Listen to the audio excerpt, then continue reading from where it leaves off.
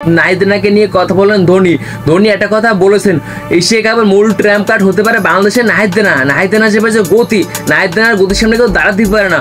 বড় বড় ক্রিকেটাররাও হার মেনে যায় এই নাহিদ রানার বল রেখেছে। তিনি দেখুন পাকিস্তানের বিপক্ষে তিনি 500 উইকেট পেয়েছিল টেস্ট ম্যাচ খেলতে নেমে তিনি প্রথমবার। আর দেখুন নাহিদ রানা প্রায় 160 কিলোমিটার গতিতে বল করে, নাহিদ রানার গতির সামনে কেউ দাঁড়াতে পারে না।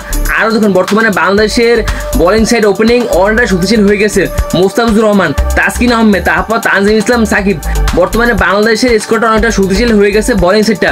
কারণ দেখুন বর্তমানে বাংলাদেশের ক্যাপ্টেন লিটন দাস হবার পর বাংলাদেশের স্কোরটা একেবারে চেঞ্জ হয়ে গেছে। তারা দেখুন পরপর 2টা সিরিজ জিতছে পাকিস্তান এবং শ্রীলঙ্কার বিপক্ষে। তারা কত বড় বড় টিম আপনারা তো জানেন ধোনি বর্তমানে বাংলাদেশ ক্রিকেট নিয়ে আরও অনেক কথা বলছে, যা কথা শুনলে আপনি রীতিমতো একেবারে অবাক হয়ে যাবেন। বর্তমানে দেখুন নাহিদ রানা হচ্ছে বাংলাদেশের মূল একজন ট্র্যাম্প কার্ড, তার গতির সামনে কেউ দাঁড়াতে পারে না। তিনি প্রায় 150 কিলোমিটার গতিতে বল করে, সেই যদি 150 কিলোমিটার গতি যদি প্রত্যেকটা বল করতে পারে তাহলে কোনো ব্যাটারি দাঁড়াতে পারবে না এই নাহিদ রানার বলের সামনে। আমিনুল ইসলাম বুলবুল সভাপতি হওয়ার পর আমাদের বাংলাদেশ ক্রিকেটের স্কোরটা একেবারে পাল্টে গেছে।